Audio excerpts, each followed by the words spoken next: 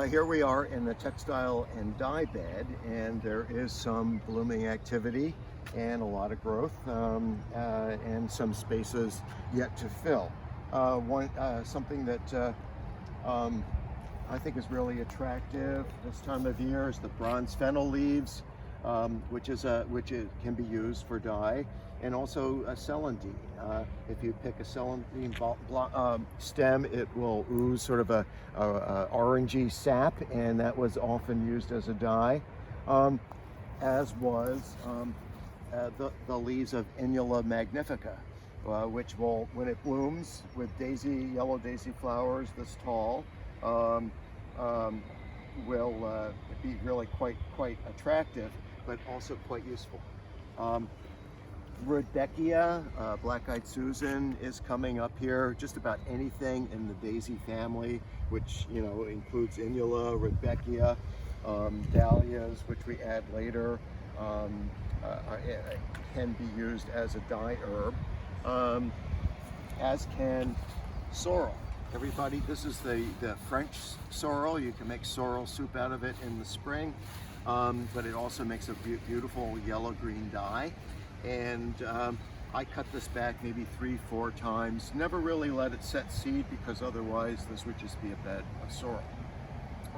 Galium verum is a native wildflower, and it is used for, again, sort of a green dye.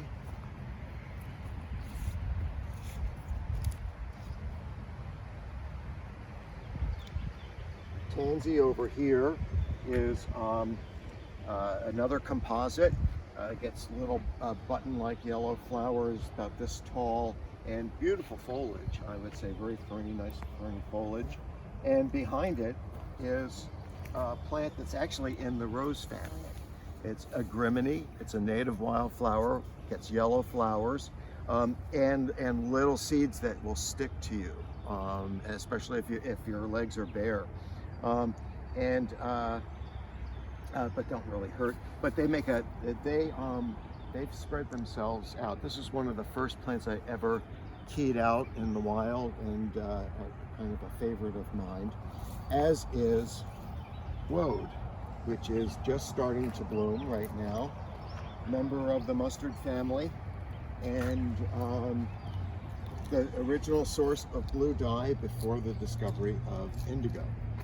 And it is growing in a sea of bouncing bet, Saponaria officinalis, an escaped naturalized wildflower.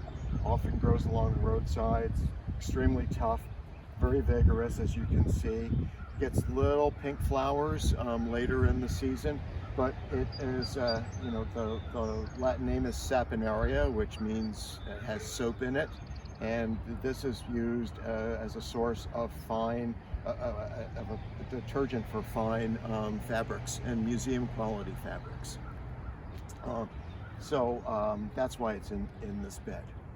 And then, let's see, yarrow is an important plant, dye herb as well as medicinal. And then ajuga, is a favorite of these bumblebees here.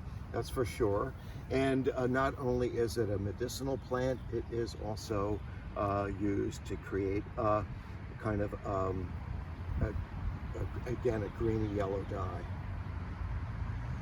depending on the mordant.